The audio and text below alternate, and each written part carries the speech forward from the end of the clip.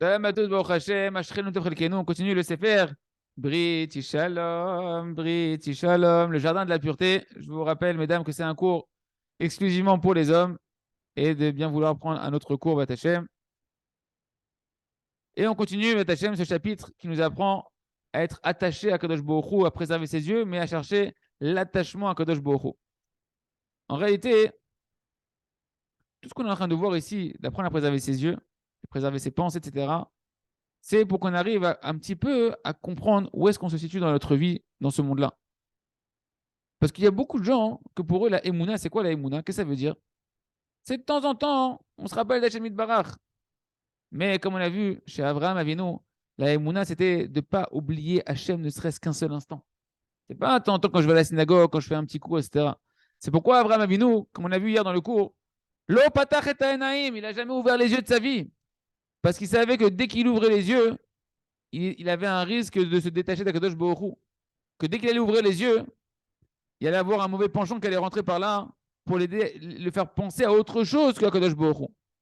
En réalité, par le fait qu'une personne elle va préserver ses yeux intérieurement, pas que avec ses yeux de chair, mais dans son cœur aussi, Ken, il dit en réalité, si vous voulez savoir de qui j'ai pu apprendre ça aussi, c'est un des maîtres du Rav Arouche qui enseigne tous les matins à la yeshiva au Kollel, le Rav Yoshua Cohen Shlita, celui qui connaît tout le chasse par cœur, qu'il vous fait Rachid Tosfot et toutes les pages de Gemara dans la main, qui passe d'une Gemara à une autre, au mot près, etc.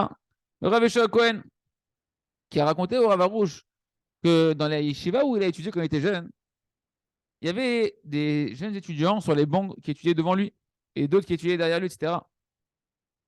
Hein, il y avait des rangées comme ça d'étudiants, les uns devant les autres. Et il a dit, celui qui était assis à côté de moi, je le connaissais.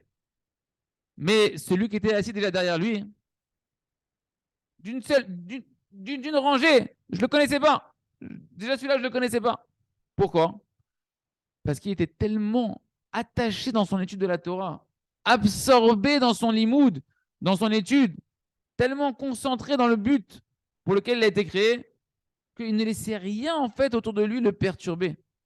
Et c'est ce qu'on appelle la préservation des yeux spirituels, que chacun d'entre nous il doit chercher à renforcer. Pas juste de ne pas voir des choses interdites, mais en même temps qu'on préserve ses yeux matériels, physiques, de ne pas voir des choses interdites, etc. Également travailler à préserver ses yeux à l'intérieur de soi, c'est-à-dire quoi?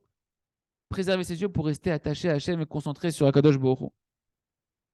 Un homme, il dit le Rav, qui a un travail sur la préservation des yeux, qui veut être attaché à Hachem, comme Abraham Avinu, il faut en réalité qu'il ait un cheshbon nefesh, qui s'introspecte quotidiennement sur toutes les fois où il a ouvert les yeux.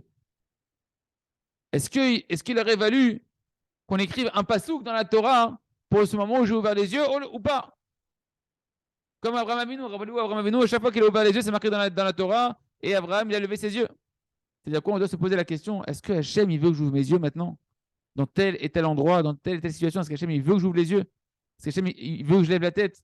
Est-ce qu'il y a une mitzvah où il y a un service d'Hachem dans le fait d'ouvrir les yeux dans telle ou telle situation? Ça, c'est le cheshbon nefesh que l'on doit avoir tous les jours. Et comme ça, les amis, Hachem, si on a ce cheshbon nefesh tous les jours, cette introspection tous les jours, on va commencer à se rendre compte que plein de fois, on ouvre les yeux pour rien et que ça nous amène, que Dieu nous en préserve après dans des situations où on se demande comment on en est arrivé là-bas, oublié à Kadosh Baruch Hu. Et à que dans la simcha et dans la joie et dans la recherche du plaisir de la proximité avec Hachem, on travaille à préserver nos yeux, qu'on ait toujours une demi-heure de prière, un quart d'heure de prière ou plus pour préserver ses yeux, recevoir l'aide d'Hachem. Et à Chazak, Venit